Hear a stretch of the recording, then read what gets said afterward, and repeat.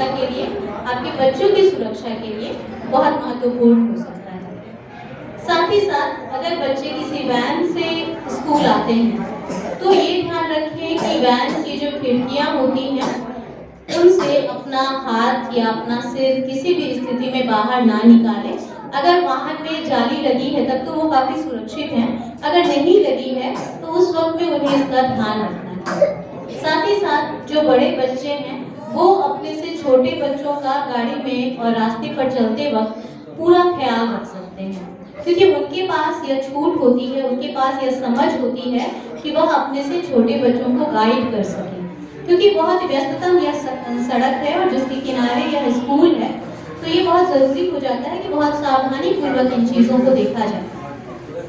साथ ही साथ विद्यालय प्रबंधन भी अब निश्चित रूप से इस क्षेत्र में ज़रूर जागरूक होते होंगे कि उनके जब बच्चे वहाँ गाड़ी में चढ़ रहे हैं या उतर रहे हैं तो उस वक्त में उनके जो टीचिंग या नॉन टीचिंग स्टाफ वहाँ पर मौजूद रहें, ताकि बच्चों को किसी प्रकार की असुविधा ना हो, कि आपके बच्चे यहाँ सुरक्षित हैं और शिक्षित हो रहे हैं। और इसी उम्मीद से आप सभी यहाँ पर अपने बच्चों का नामांकन भी कराए होंगे और निश्चित रूप से आपकी उम्मीदें पूरी भी हो रही होंगी, क्योंकि आपकी उपस्थिति ही इस बात को दर्शाती है।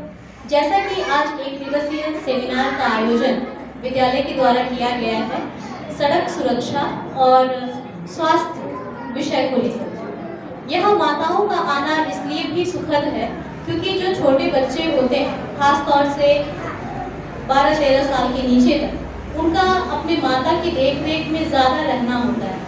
माताएं उनके ज़्यादा निकट होती हैं और उनकी ज़रूरतों को, उनकी आवश्यकताओं को माँ से ज़्यादा कोई नहीं समझ सकता। ऐसा कहा भी जाता है कि जो माँ होती हैं वो पहली शिक्षिका होती हैं किसी बच्चे की, तो जो चीज़ें आप उनमें डालेंगी वो ज़्यादा स्थायी होंगी, जो बातें आप ग्रहण करेंगी वो आपके बच्चों में ज़्यादा स्थायी तौर से उनको वो सीखने को मिलेगा।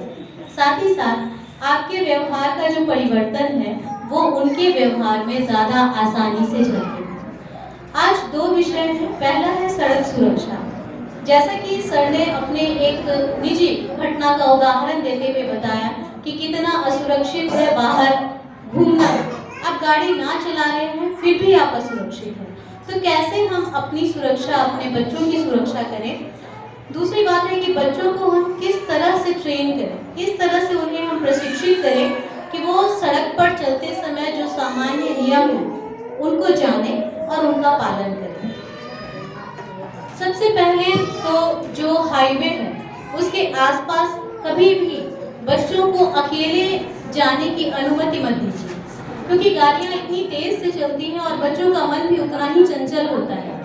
इसीलिए पहली चीज़ तो यह है कि हाईवे के आसपास कभी भी अकेले बच्चे को जाने की अनुमति मत दीजिए। भले आपके घर से कोई आसपास की दुकान बहुत नज़दीक हो, फिर बच्चों को यह अनुमति मत दीजिए। बच्चों को यह भी सिखाइए कि हमेशा बाईं ओर चलें और सड़क पर चलते हुए आगे पीछे का ध्यान भी रखें कि मेरे बगल में अगर कोई हॉर्न दे रहा है तो मुझे किनारे आना है, अगर सामने से कोई गाड़ी आ रही है तो मुझे किनारे आना है। और इसके लिए मैं सर से भी अनुरोध करूंगी कि कई सारे बच्चों के राइम्स होते हैं जो ट्रैफिक रूल्स को बताते हैं, हिंदी में भी और अंग्रेजी में भी, तो हम गीत के माध्यम से भी बच्चों को इस बात के बारे में जागरूक कर सकते हैं। आपके घर में जो बड़े हैं, यानी कि बच्चों के जो पिता होंगे या चाचा होंगे या घर में जो भी गाड़ी चलाते हैं, आप घर में रहकर हमेशा उन्हें इस बात के लिए प्रेरित कीजिए कि वो हेलमेट पहनकर ही बाहर जाए। अगर चौपहिया वाहन चला रहे हैं तो सीट बेल्ट लगाएं। आप जो भी महिलाएं हैं, आप लोग अगर चाहें तो महत्वपूर्ण भूमिका निभा सकते हैं। जैसे ही आपके घर से अगर कोई आपका जेंट्स निकल रहा हो मोटरसाइकिल लेके, आप उनको कहेंगे बिना हेलमेट के मत निकलिए, क्योंकि आप जब रोड पर जाते हैं आप उनका इंतजार करते हैं, सुरक्षित रूप से वो वापस आए। जो भी आपका बच्चा हो, पति हो, भाई हो, जो भी हो, वो आप लोग जरूर चाहते हैं कि मेरा जो घर से जेंट्स निकल रहा है वो सुरक्षित वापस आए। तो यह तभी इंश्योर होगा जब आप उनको यह आदत डलाएं कि हेलमेट लेकर ही वह बाहर जाए और साथ में पहने भी। अगर कोई तरह का एक्सीडेंट होता है, अगर हेलमेट पहने हुए हैं तो किसी भी हाथ में चोट आएगा, पैर में चोट, इतना कोई गंभीर क्षति नहीं होगा। अगर हेलमेट नहीं पहने हैं तो उसी केस में आपका फेटल का मामला आ जाता है, यानी मृत्यु का मामला आ जाता है।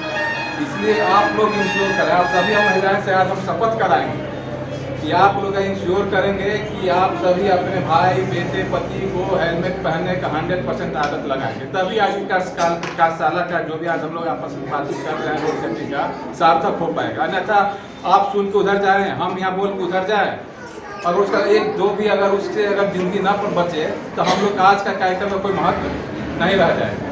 अगर आप सभी के प्रयास से 2-4 जिंदगी बच जाए तो लगेगा ना कि आज हमने जो कार्यक्रम किया, आज हमने आपके बीच जो बात का शेयर किया वह सार्थक रहा कि हमने जिंदगी बचा ली। सरकार भी इसी के लिए फाइन बढ़ाने पर, रोड चेकिंग ट्रैफिक चेकिंग करने पर ध्यान इसलिए दे रहा है, विशेष फोकस कर रहा है कि इस माध्यम से भी, डर से भी लोग अपना ट्रैफिक नियमों का पालन करना सीखें।